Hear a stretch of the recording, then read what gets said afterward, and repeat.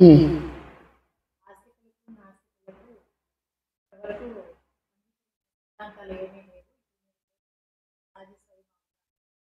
విధంగా మీరు అంగీకరిస్తారు, ఏ విధంగా ఉపయోగపడుతుంది తెలియదు. అలాగే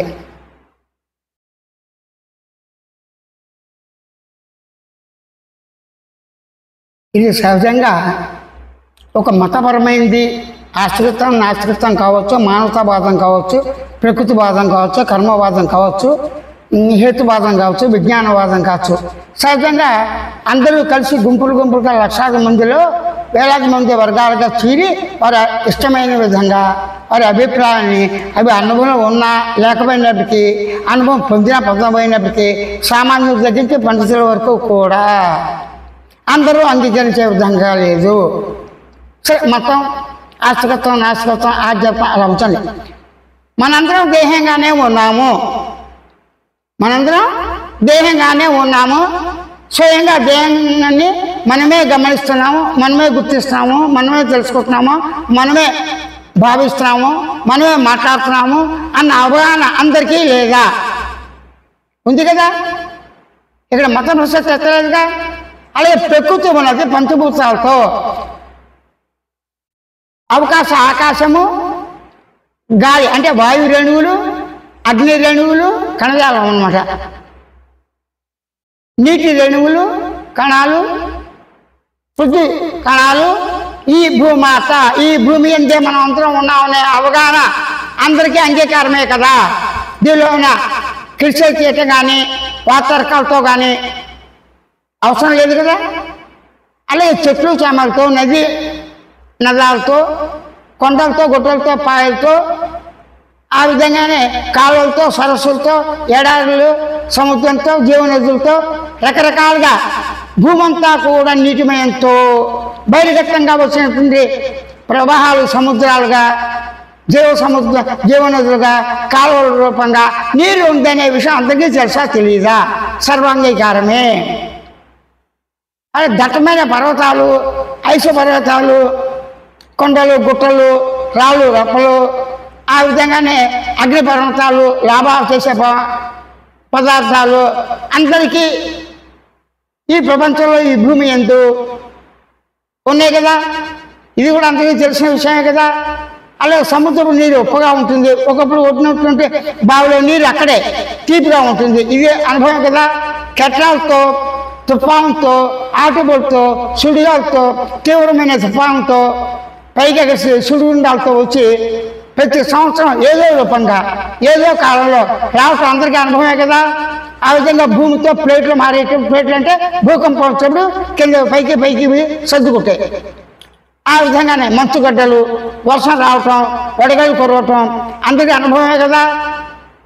భూమి అంటే ఏంటి? భూమి తల్లి లాంటిది. తల్లి, ఆ భూమి అనేటువంటి తల్లి ఎందు మనం భూమాత ఎందు కొందరు ప్రకృతి అంటారు.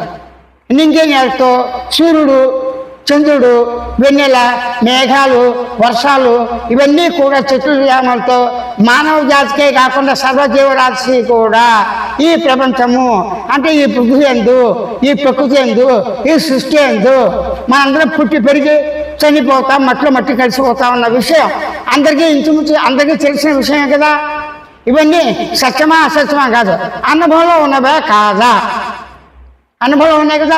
అదే ప్రతి వారికి ఆరోగ్యం బాగుండటం, ఆరోగ్యం బాగోలేక ఉండటం, రోగ బాధలు రావటం, జలుబు రావటం, తుమ్ములు రావటం, అలాగే సగటలు రావటం, వేడి చేయటం, మలేరియా జ్వరం రావటం, తీవ్ర జ్వరం రావటం, అలాగే రకరకాల జ్వరాలు రావటం, ఇప్పుడు కరోనా రకరకాలు ఇవన్నీ రావటం అందరికీ సాధారణమే కదా. దేశకాల పాత్రలు పరిస్థితులు ఎలా ఉన్నప్పటికీ అనాది నుంచి ఇవన్నీ నిత్య అనుభవాలే, అందరికీ అనుభవాలు ఉన్నవే. వీటి నుంచి ప్రయత్నం చేస్తే ఈ అనుభవాలు కలిగినాయా? ప్రయత్నంతో సంబంధం లేకుండా అప్రయత్నంగానే సహజంగా ఇవన్నీ తెలుస్తున్నాయి కదా. అలాగే తోకచుక్కలు, సూర్యగ్రహణం, చంద్రగ్రహణం రకరకాలుగా రావటం, అలాగే ఇంద్రధనస్సు ఆ వర్షాకాలంలో ఆ మూమెంట్లో రావటం ఇవన్నీ కూడా సహజ అనుభవాలే కదా. అలాగే తల్లి, తండ్రి, గురువు, అతిథులు, సమాజంలో మానవ జాతి, ఆ మానవ జాతి యొక్క ప్రవర్తన, మంచి చెడులు, మంచి ఆలోచన, మంచి రాజ్యాలు వెళ్ళటం, ఆ విధంగా ప్రభుత్వాలు మారటం, మంత్రులు మారటం, ఆ అలాగే ఎలక్షన్స్ ఆ రోజు ఈ రోజు అన్నటి నుంచి కూడా న్యాయశాస్త్రం, వైద్య శాస్త్రం ఇవన్నీ కూడా తీర్పులు.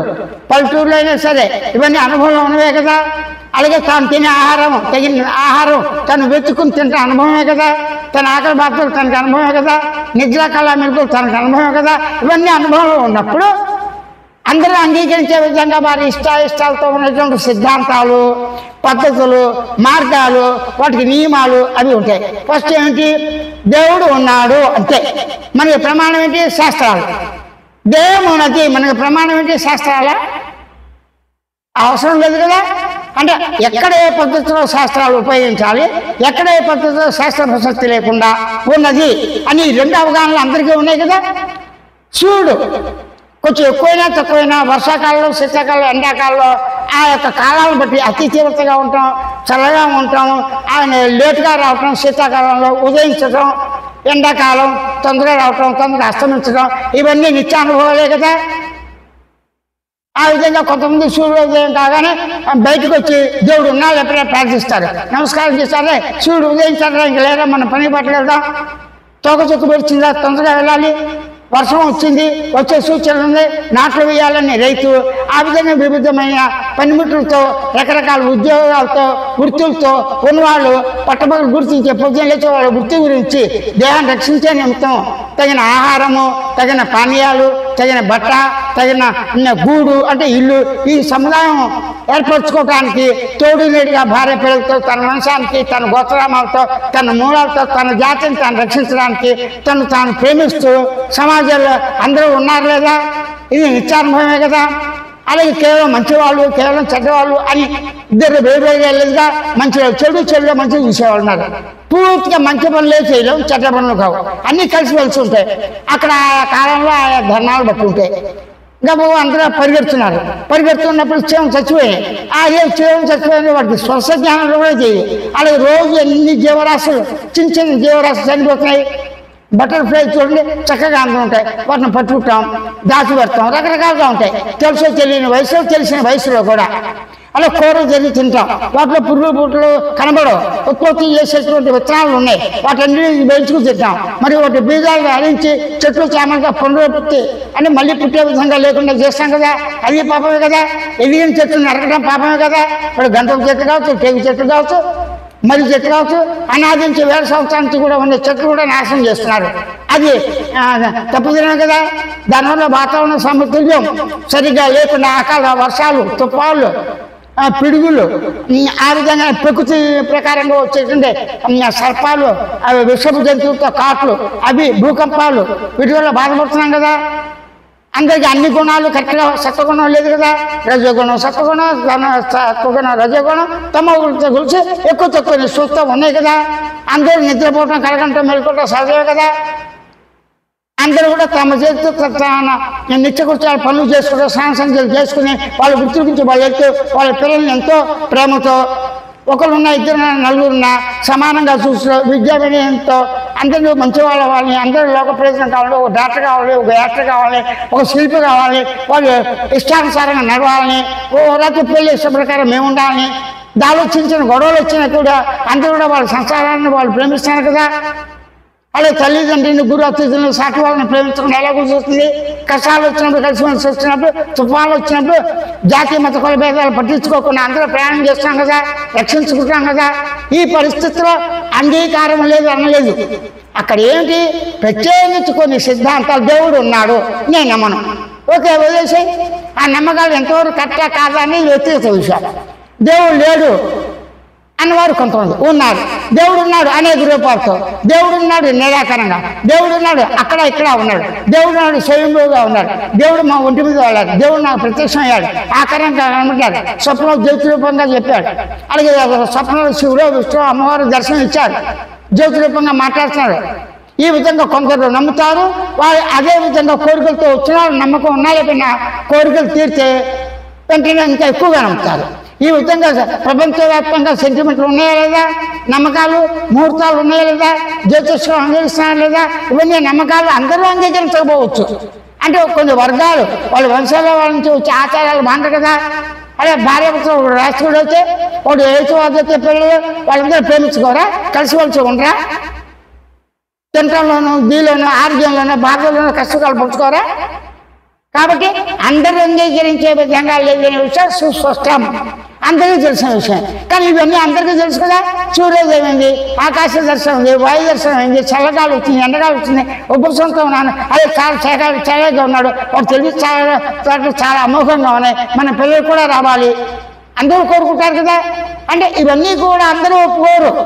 కొంతమంది వాళ్ళు బాగా ఉన్నారు, మేము బాగాలేదు అని ఈ రాగద్వేషాలు ఈ విధంగా అన్ని రకాల బాధలతో సుఖాలతో దుఃఖంతో వాళ్ళకి ఏమి కావాలి అది ప్రధానంత.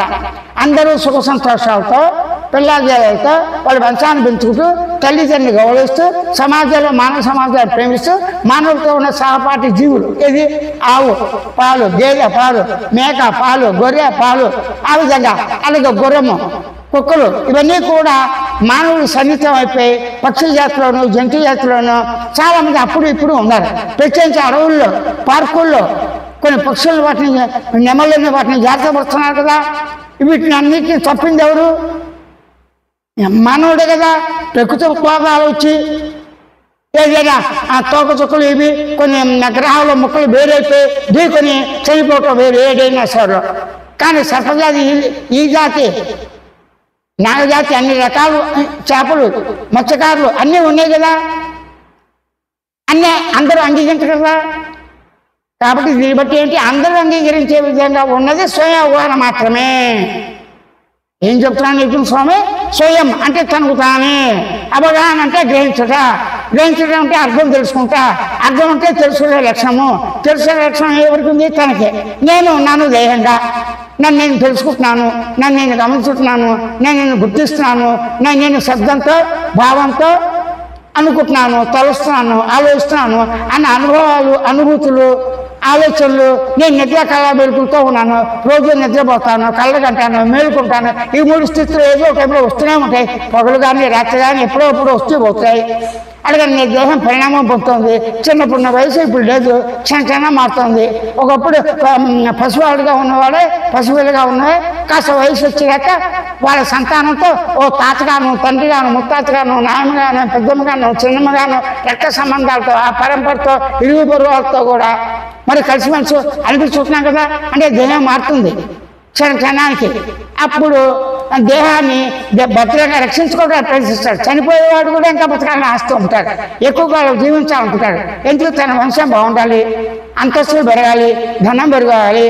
ఆ విధంగా కొంతమంది సత్పురుషులు మాకు పెరిగినా పెరగపోయినా మేము ఒకరు యాచించకుండా మా కాళ్ళతో చేతులతో మా పనులు మేము చేసి తృప్తిగా ఉండాలి, మనసు మాత్రం శాంతిగా ఉండాలి. శాంతి అనేది కేవలం తన వల్ల వస్తుంది, ఇతరుల వస్తుంది అంటలేదు. ప్రకృతి వైపరీత్యాలు తుఫాను వస్తే శాంతి లేదు, మనం వాళ్ళతో కొట్టుకుపోవచ్చు, శత్రులు మిత్రులు అందరూ పోవచ్చు, ఏకాంతంగా ఉంటుంది, శ్మశానంగా ఉంటుంది, ఏమీ తెలియదు, పాలు దొరకదు, ఇది దొరకదు. ఆ టైంలో బాధగా ఇంటికి ఈ బతుకు విరక్తి అంటూనే ఉంటాడు, మళ్ళీ బతుకుతూనే ఉంటాడు. కాబట్టి అందరూ అంగీకరించేది ఏంటి?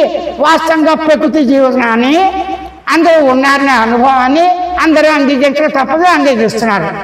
అయితే సిద్ధాంతాలు పద్ధతులు కొన్ని ఉన్నాయి, అవి మీకు తెలిసే ప్రశ్నించి నేను చెప్పను. ఇప్పుడు స్వయం అవగాహన అంటే నీకు నీవే స్వయం అంటే నీవు ఉన్నావు, నీకు నీవే స్వయంగా ఉన్నావు, స్వయంగా నిద్రించినా కలగన్నా మేలుకున్నావు. ఇది స్వయం అనుభవం కదా, దేవం స్వయం అనుభవం కదా, నువ్వు జీవుడుగా ఉంటే స్వయం అనుభవం కదా, నీవు ప్రాణశక్తి ఉంటే స్వయం అనుభవం కదా, రక్త మాంసాలతో ఉన్నాను స్వయం అనుభవం కదా, ఈ మానవ జాతిని సృష్టిస్తుంది కదా, జంతు జాతితో కలిసిమెలిసి ఉంటుంది కదా, ఇవన్నీ స్వయానుభవాలే కదా. ఇవన్నీ అందరూ సహజంగా వేస్తారు. కానీ ఈ అనుభవాలు వచ్చి పోతాయి. శరీరం పుట్టింది పెరిగింది నశిస్తుంది.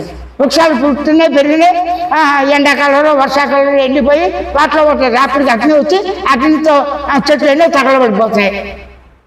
ఎన్నో అడవులు తిరుపతి కానీ ఇక్కడ కానీ ఫారెన్ కంట్రీలో కానీ ఆ అగ్నికి వాటికి అవే వచ్చి బడవాసనలు ఎన్నో లక్షల దూరాలు చేస్తాయి. ఆ విధంగా పైకి పొంది కొన్ని పర్వతాలు ఏమంటారు అగ్ని పర్వతాలు, అలాగే సముద్ర బడవాగ్ని ఉంది. ఈ విధంగా అలాగే మానవుడు చేసే తప్పినాలు ఇవన్నీ ఉన్నాయి. ఇటు పరిస్థితుల్లో బతకడం చాలా కష్టంగా ఉంది. అందరికీ బాధలు సమస్యలు ఒత్తిళ్ళు, పిల్లల వల్ల, కూతురు వల్ల, కొడుకుల వల్ల, సాటి వల్ల, జంతువుల వల్ల, వృక్షాల వల్ల, వృక్షికాల వల్ల, ప్రతిభుల వల్ల అనేక రకాలుగా వస్తాయి. అందరికీ బతకాలని ఎక్కువ కాలం ఉంటుంది, కానీ బతకలేరు కదా. కాబట్టి అందరికీ అంగీకరించేది ఏంటి? ఎరుకే. ఎరుక అంటే స్పృహ. స్పృహ అంటే జ్ఞానం. జ్ఞానం అంటే సామాన్య జ్ఞానం. స్పృహ లేని వారు ఉన్నారా? ఎరుక లేని వారు ఉన్నారా? జ్ఞానం లేని వారు ఉన్నారా? తెలివి లేని వారు ఉన్నారా? జ్ఞాపక లక్షణం లేకుండా ఉన్నారా? గమనించే లక్షణం లేకుండా ఉన్నారా? శబ్ద లక్షణం లేకుండా మాట్లాడకుండా ఉన్నారా? లేరు కదా. ఈ లక్ష్యాలన్నీ మీకు సహజంగా అనుభవం ఉన్నాయా లేదా? సహజంగా ఉన్నాయి. ఈ లక్ష్యాలన్నీ మీకు ఉన్నాయని సహజంగా చెప్పడమే స్వయం అవగాహన. స్వయం అంటే నేను ఉన్నాను. నేను ఎలా ఉన్నాను? ఎరుకుతో, స్పృహతో ఉన్నాను. సామాన్య జ్ఞానంతో, సామాన్య గమనికతో, సామాన్య సూచితో, సామాన్య శబ్దంతో, సామాన్య మాటలతో, సామాన్యంగానే సుఖ దుఃఖాలు, మంచి చెడు, పాపుణ్యాలతో సామాన్యంగా నేనున్నా. నాకే అనుభవం ఉంది కదా. ఈ అనుభవం అందరికీ సహజమే కదా. అది స్వయం అవగాహన. స్వయం అంటే తనకు తానే. అవగాహన అంటే అర్థం చేసుకున్న మన శబ్దాలు, మన భావాలు, అక్కడున్న పరిస్థితి బట్టి బ్రతకడానికి కావాల్సిన విధంగా మాతృభాషలోనే, వాడుక భాషలోనే మనం ఈ బోధ చెప్పడం జరుగుతుంది. సామాన్యులకి, పండితులకి. ఏ భాషలో ఉన్నా కూడా మాతృభాష ఏంటి? తెలుగు. తెలుగు మాతృభాష అంటారు. కానీ ఆ తెలుగులో అన్ని అర్థాలు కలిసి విపరీత అర్థాలు కాకుండా రోజు వాడే భాషలో ఆ అర్థాలతో తనకు కావాల్సిన పనులు చేసుకోవటమే మాతృభాష. అమ్మ నేను బయటికి వెళ్ళొస్తాను. దీనిలో ఏంటి వ్యాకరణం ఎందుకు? అమ్మ నేను బయటికి వస్తాను. అమ్మ మాతాజీ నేను బయటికి వెళ్ళి సినిమాలు చూసి అన్ని పనులు చేసి అర్ధరాత్రి వస్తాను, తొమ్మిది తీసుకొచ్చు. నాన్న గొడవ వేస్తాడు. ఇలా అంటారుగా. అమ్మ నేను వెళ్ళొస్తాను, ఫ్రెండ్స్ సినిమాకి వెళ్ళి వస్తాను, లేట్ అవుతుంది, నాతో చెప్పు అంటే చిన్న చిన్న వాక్యాలతో, చిన్న చిన్న పదాలతో, చిన్న చిన్న వాటితో, కర్త కర్మ క్రియతో, తిరుగుడుతో, తిరుగుడంతో తానే ఉన్నాడు. అమ్మ కడుపు నొప్పిగా ఉంది, ఏమని చేసుకుంటా. అమ్మ రాత్రి అజీర్ణం చేసి ఏమన్నా అంటే అన్ని విషయాలు, సంగీతంలో కావచ్చు, వైద్యంలో కావచ్చు, నడకలో కావచ్చు, రన్నింగ్లో కావచ్చు, ఈతలో కావచ్చు, ప్రతి వారికి కూడా కొద్దిగా గొప్ప తెలుసు, అవగాహన ఉంది. వాటిలో పోటీలు ఉంటాయి. ఇతరులు చూసి అందాలు, చందాలు, తన బదులు, తన దారి, తన బానిసత్వ బతుకు, తలగా ఒకరికి శరణాగతి అవటం, ఇవన్నీ అందరికీ తెలిసిన విషయం కదా. అటువంటిప్పుడు సామాన్య మానవుడు కూడా సమస్యలు అధికం. ఎవరికి వచ్చాయి? నేను ఉన్నానన్న దేహంతో ఉన్నవాడికే వచ్చాయి. దేహంతో తాన్నప్పుడు ఏమి? దేహి తానయ్యాడు, దేహం తానయ్యాడు. దేహాన్ని గమనించి గుర్తించి తెలిసే లక్ష్యాలు నేను సహజమే, అనుభవంలో ఉన్నవే, కొత్తగా రావు. అనుభవంలో ఉన్న వాటిని గమనించి గుర్తించి తెలుసుకోవడం సహజమే. అదే స్వయావగాహన. ఆ స్వయావగాహనలోనే సహజంగా నువ్వు ఎంత వృత్తుల్లో ఉన్నప్పటికీ నీ స్వస్వరూపము, నీ సహజ తత్వము సచ్చిదానంద పరిపూర్ణ మౌనంగా ఉన్నదని మాత్రమే. అంతముంపై గ్రహించినటువంటి ఋషుల ద్వారా వచ్చిన జ్ఞానమే.